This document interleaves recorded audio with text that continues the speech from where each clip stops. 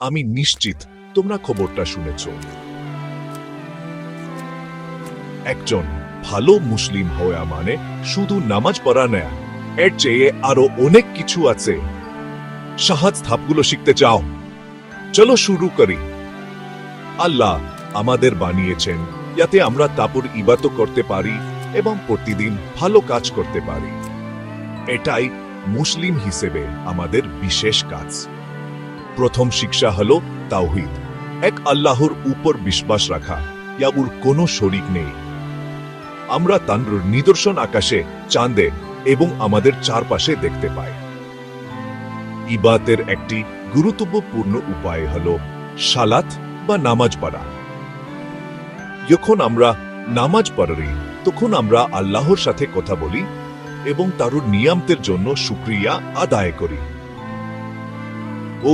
বা নামাজের আগে মাকরাদেত হইয়া আমাদের পরিষ্কার রাখে এবং প্রস্তুত করে তোলে। একজন ভালো মুসলিম হওয়া মানে বাবা মায়ের প্রতি দয়ালু হওয়া।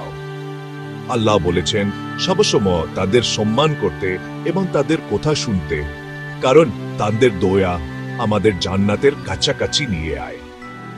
সততাও খুব গুরুত্বপূর্ণ। এখন আমরা সত্যি কথা বলি এবং ইয়া আমাদের না তা ফিরিয়ে দে, তখন আমরা আল্লাহকে খুশি করি এবং সবাই আমাদের বিশ্বাস করে। সুতরাং একজন ভালো মুসলিম হওয়া মানে আল্লাহর উপর বিশ্বাস রাখা, নামাজ পড়া, বাবা মাকে সম্মান করা এবং সবসময় সৎ থাকা। চলো আমরা প্রতিদিন একসাথে এগুলো অনুশীলন করার চেষ্টা করি। আল্লাহ আমাদের সবাইকে সেরা মুসলিম হওয়ার তৌফিক দিন।